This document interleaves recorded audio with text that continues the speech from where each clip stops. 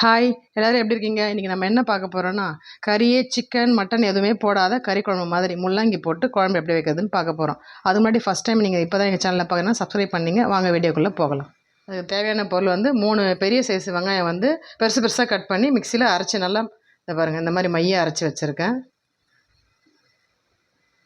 அதே மாதிரி ஒரு 3 மீடியம் சைஸ் தக்காளி வந்து நல்லா பாருங்கள், நல்லா மையாக அரைச்சி வச்சுருக்கேன்.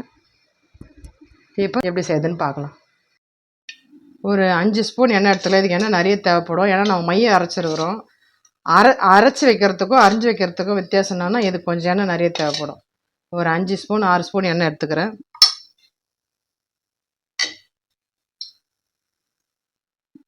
ஒரு அரை ஸ்பூன் கடுகு எடுத்துக்கிறேன்.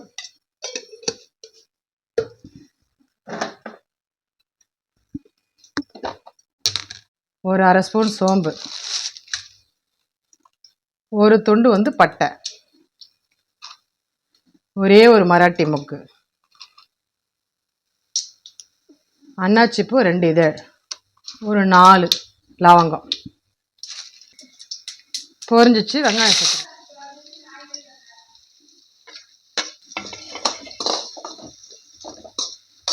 இது லேசாக வதங்கின உடனே தக்காளி சேர்த்துக்கலாம். கொஞ்ச நேரம் ஒரு 5 நிமிஷம் வதங்க.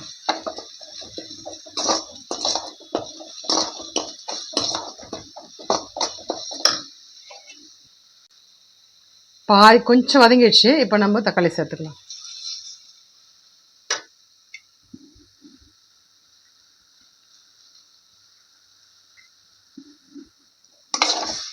சும்மா லேசாக வதக்கிட்டு இப்போ நம்ம அடுத்து இஞ்சி பூண்டு விழுது சேர்த்துக்கலாம். இதெல்லாம் சேர்ந்து வதங்கி வரவும் சரியாக இருக்கும். நம்மளுக்கு கோபுரமாக ஒரு 2 ஸ்பூன் இஞ்சி பூண்டு விழுது.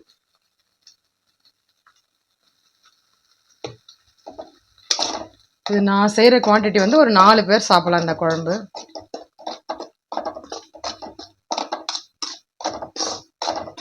இது நம்ம நல்லா வதக்கி தண்ணி சுண்டிட்டு எண்ணெய் பிரிஞ்சு வரணும். அப்போ தான் அந்த பச்சை வாசனை போகும். வதங்கின உடனே பார்க்கலாம். ஒரு ஸ்பூன், பெரிய ஸ்பூனில் 1 ஸ்பூன் கோபுரமாக போட்டிருக்கேன். ஒரு 1/4 ஸ்பூன், 1.25 ஸ்பூன் எடுத்துக்கிறேன் நான். அந்த சும்மா ஒரு கலர் கலரிட்டு நம்ம வந்து முள்ளங்கி சேர்த்துக்கலாம்.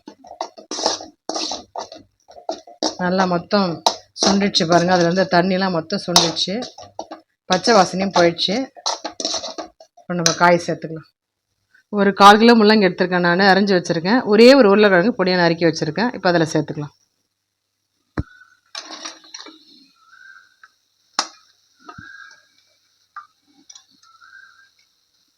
இது தேவையான அளவு உப்பு கொஞ்சமாகவே போட்டுங்க, பத்தலாம் அப்புறம் போட்டுக்கலாம். இப்போ தண்ணி சேர்த்துக்கலாம். நல்லா இது மூழ்கிற அளவுக்கு சேர்த்துக்கிறேன். ஒரு கலரிட்டு அது வெந்து வரவும் ரொம்ப தண்ணியாகவும் இருக்க வேண்டாம், ரொம்ப கட்டியாகவும் இருக்க வேண்டாம். பாருங்க, இன்னும் கொஞ்சம் கூட தண்ணி சேர்க்கலாம்.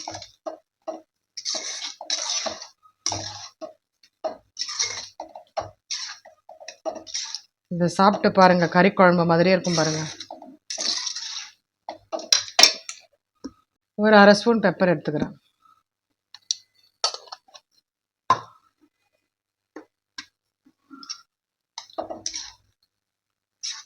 கொதித்து வந்தோடனே சிம் பண்ணிவிட்டு நீங்கள் உப்பு காரம் சரியாக இருக்கான்னு பார்த்துக்குங்க. அந்த ஸ்டேஜில் நம்ம பார்க்கும்போது உப்பு காரம் அந்த தக்காளியோட புளிப்புத்தன்மை எல்லாம் கரெக்டாக இருந்ததுன்னா அப்படியே விட்டுட்டு கொதித்து வந்தோன்னா சரியாக போய்டும். கொதி வரட்டும், பார்க்கலாம். நான் வந்து இந்த முள்ளங்கி குழம்புக்கு வந்து நான் சைட் டிஷ்ஷாக வந்து காலிஃப்ளவர் 65 பொரிக்க போகிறேன். அதுக்கு எல்லா பொருளும் இதில் போட்டு நான் மிக்ஸ் பண்ணிவிட்டேன். நான் ஏற்கனவே வீடியோ போட்டிருக்கோம், அது லிங்க் கொடுக்குறோம், அதில் பாருங்கள். நல்லா கொதிக்க ஆரம்பிச்சிச்சு பாருங்கள். இப்போ இந்த ஸ்டேஜில் நம்ம ஸ்லோ பண்ணிக்கலாம். உப்பு காரம் பார்த்துக்கலாம். கொதிச்சு இன்னும் கொஞ்சம் சுண்டணும், காயும் வேகணும். ஒரு 10 நிமிஷம் ஸ்லோ பண்ணிவிட்டேன். 10 நிமிஷம் கழிச்சு பார்க்கலாம். காலிஃப்ளவர் நல்லா வெந்துட்டுருக்குது பாருங்கள், சூப்பராக. இது ரொம்ப ஈஸி, இது ரொம்ப வேலைலாம் இல்லை, ரொம்ப சிம்பிள். 65 பவுட்ரு, கொஞ்சோண்டு கார்ன் மாவு, கடலை மாவு கொஞ்சம், உப்பு கொஞ்சம், அவ்வளோதான். நம்ம எக்ஸிபிஷன்லாம் போனால் அங்கே பொரிச்சு கொடுப்பாங்க பாருங்கள், அவசர அடியில் அப்படியே போட்டு அந்த மாதிரி கொஞ்ச நேரத்துலேயே கலந்து அப்படியே வச்சுருந்து 5 நிமிஷம் கூட இல்லை, அப்பயே போட்டு அப்பயே பொரிச்சு எடுக்கிறது தான் இது. சூப்பராக ரெடி ஆகிட்டு இருக்குது பாருங்கள். லிங்க் கொடுக்குறோம். அதில் நீங்கள் பார்த்து நீங்களும் அதே மாதிரி செஞ்சு பார்த்துட்டு எப்படி இருக்குன்னு சொல்லுங்கள் கமெண்ட்டில். நல்லா குழம்பு கொதிச்சு காயெல்லாம் வெந்துடுச்சு, பச்சை வாசனை போயிடுச்சு, சுண்டுச்சு. ஃபைனலாக வந்து கறிவேப்பிலை கொத்தமல்லி சேர்த்துக்கலாம். சைடு பை சைடு இது கொதிக்கிறதுக்குள்ளே நான் வந்து காலிஃப்ளவர் 65 பொரிச்சு எடுத்துட்டேன். பாருங்கள் இவ்வளோ திக்காக வந்துட்டு இவ்வளோ தண்ணி ஊற்றினேன் நான். பாருங்கள் உங்களுக்கு திக்னஸ் இவ்வளோ தேவையில்லைன்னா இன்னும் கூட நீங்கள் கொஞ்சம் முன்னாடியே கூட நிறுத்திக்கலாம். ஃபைனலாக வந்து கறி குழம்பு மாதிரி இருக்கிற முள்ளங்கி உருளைக்கிழங்கு கறி குழம்பு, கறி போடாத குழம்பு ரெடி. இன்றைக்கி எங்கள் வீட்டில் சுட சுட சாதமும் முள்ளங்கி போட்டால் கறி குழம்பு மாதிரியான குழம்பும் காலிஃப்ளவர் 65யும் ரெடி. நீங்களும் இதேமாரி சமைச்சு சாப்பிட்டு பார்த்துட்டு எப்படி இருக்குன்னு சொல்லுங்கள். இதே மாதிரி வேறு ஒரு ரெசிபியோட அப்புறம் பார்க்கலாம். பாய்.